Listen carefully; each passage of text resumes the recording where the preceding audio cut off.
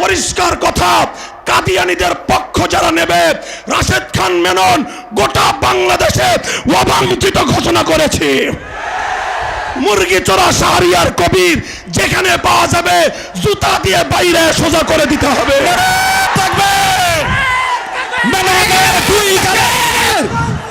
জুতা মারো তালে তালে, শাহরিয়ার কবিরের দুই গালে জুতা মারো তালে তালে।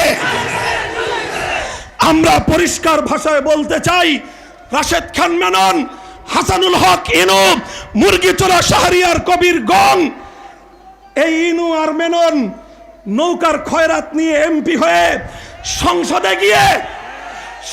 গিয়ে খতমে নবুয়তের বিরুদ্ধে কথা বলবে আর কাদিয়ানীদের দালালি করবে। পরিষ্কার বলতে চাই, নাসিমের মুখটা সামলায় রাখেন।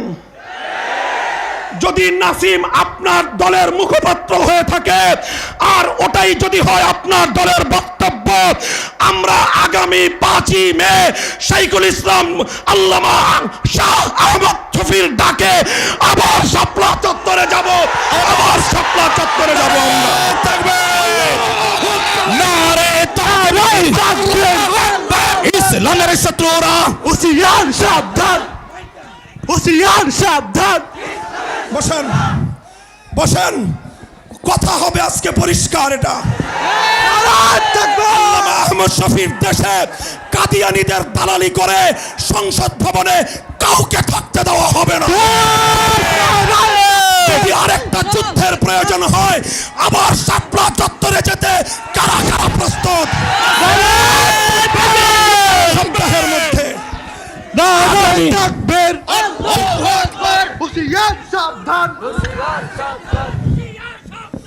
আগামী 1 সপ্তাহের মধ্যে টঙ্গীর পবিত্র ইজতেমার মাঠ যাদের রক্ত দিয়ে ধুয়ে পরিষ্কার করা হয়েছিল, আল্লামা আহমদ শফির নেতৃত্বে হযরত মাওলানা জুবায়ের সাহেব, যিনি এই কাকরাইলের যেই কমিটি, কাকরাইলের যে ওয়াকফ প্রশাসন অনুমোদিত কমিটি, মুতাওয়াল্লির কাছে হস্তান্তর করতে হবে।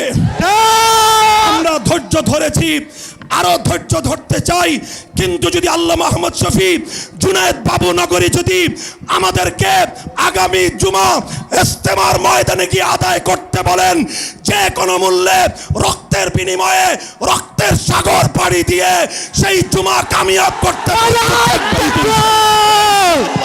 নাসরুম মিনাল্লাহি ওয়া ফাতহুন করিব। দেখা হবে আবার যুদ্ধের ময়দানে ইনশাআল্লাহ। শাহরিয়ার কবিরের গালে গালে,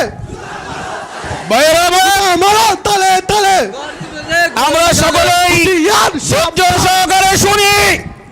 আমাদের উত্তরা টঙ্গী এলাকার উলামায়ে কেরামের পক্ষ থেকে মামুনুল হকের কণ্ঠে কণ্ঠ মিলিয়ে বলতে চাই, উত্তরা এলাকা এবং টঙ্গী বৃহত্তর টঙ্গীর উলামায়ে কেরাম ইনশাআল্লাহ সপ্রাগ্রে নেতৃত্ব দিয়ে টঙ্গীর ময়দানকে নিষেধাজ্ঞা মুক্ত করবেই ইনশাআল্লাহ।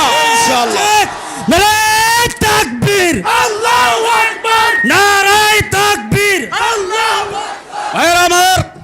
আমাদের বৃহত্তর উত্তরা টঙ্গী গাজীপুরের উলামায়ে ইকরাম এখানে স্টেজে আছেন।